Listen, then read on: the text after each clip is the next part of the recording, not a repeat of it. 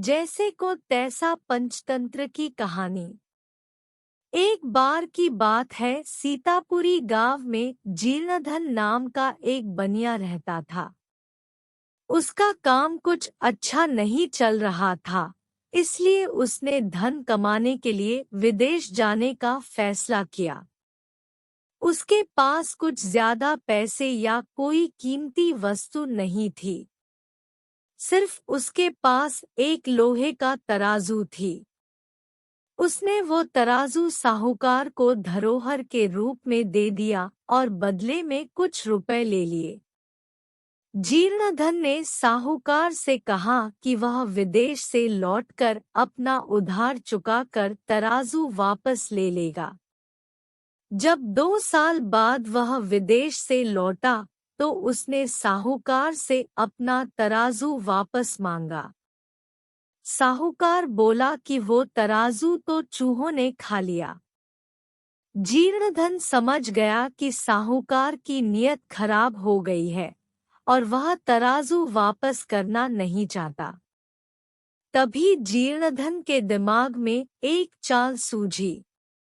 उसने साहूकार से कहा कि कोई बात नहीं, अगर तराजू चूहों ने खा लिया है तो इसमें तुम्हारी कोई गलती नहीं है।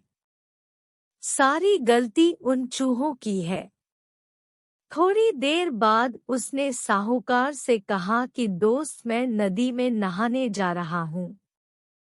तुम अपने बेटे धनदेव को भी मेरे साथ भेज दो, वो भी मेरे साथ नहा आएगा।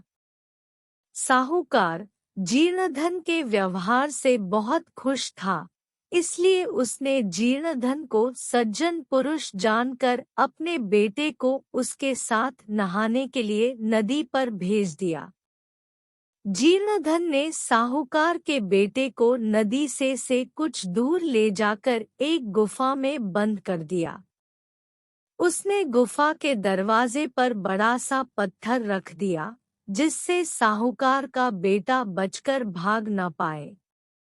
साहूकार के बेटे को गुफा में बंद करके जीर्णधन वापस साहूकार के घर आ गया। उसे अकेला देखकर साहूकार ने पूछा कि मेरा बेटा कहाँ है? जीर्णधन बोला कि माफ करना दोस्त, तुम्हारे बेटे को चील उठाकर ले गई है। साहूकार हैरान रह गया और बोला कि ये कैसे हो सकता है? चील इतने बड़े बच्चे को कैसे उठा ले जा सकती है? जीर्णधन बोला, जैसे चूहे लोहे के तराजू को खा सकते हैं, वैसे ही चील भी बच्चे को उठाकर ले जा सकती है। अगर बच्चा चाहिए तो तराजू लौटा दो। जब अपने ऊपर मुसीबत आई तब साहूकार को अक्ल आई। उसने जीर्णधन का तराजू वापस कर दिया और जीर्णधन ने साहूकार के बेटे को आजाद कर दिया। कहानी की सीख: जो जैसा व्यवहार करता है उसके साथ वैसा व्यवहार करो, ताकि उसे अपने गलती का एहसास हो जाए।